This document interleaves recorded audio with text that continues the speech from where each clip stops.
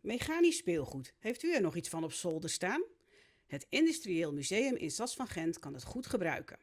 We willen graag een expositie inrichten rond mechanisch speelgoed of mechanisch aangedreven speelgoed of technisch speelgoed. Dus een beetje twee categorieën. Technisch speelgoed zijn naar de bouwdozen en mechanisch speelgoed is mechanisch speelgoed met een motortje erin, laat ik het zo maar zeggen. En waarom past dat zo goed in het Industrieel Museum? Nou ja, we zijn een technisch museum zou je kunnen zeggen, hè? Veel techniek en speelgoed is ook techniek. En daar zit natuurlijk ook een interessante historische ontwikkeling in het ontwikkelen van speelgoed. Dus daar willen we graag aandacht aan besteden. Dus ook de geschiedenis van speelgoed zal een aandacht krijgen in die expositie. En ja, technisch speelgoed is leuk voor jong en oud, toch? Vaak zie je natuurlijk wel dat vaders het ook leuk vinden om met technisch speelgoed te spelen. Maar het is in eerste instantie natuurlijk ook bedoeld voor kinderen, hè, om hun vaardigheden te ontwikkelen, zou je kunnen zeggen.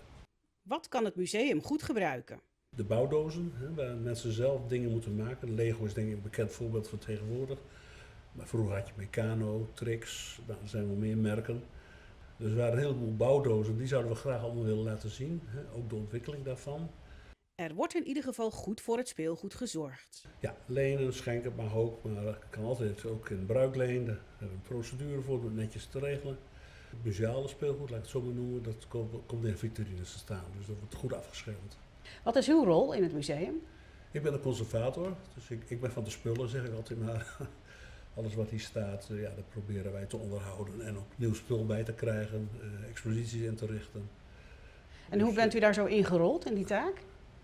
Ja, per ongeluk gepensioneerd op zoek naar nieuw werk en zo ben ik in het museum gerold. En Waar kunnen mensen terecht om hun spullen te brengen? ze kunnen best een mailtje sturen of naar mij, conservator@industrieelmuseumzeeland.nl of gewoon naar info@industrieelmuseum.nl en dan reageren wij er wel op.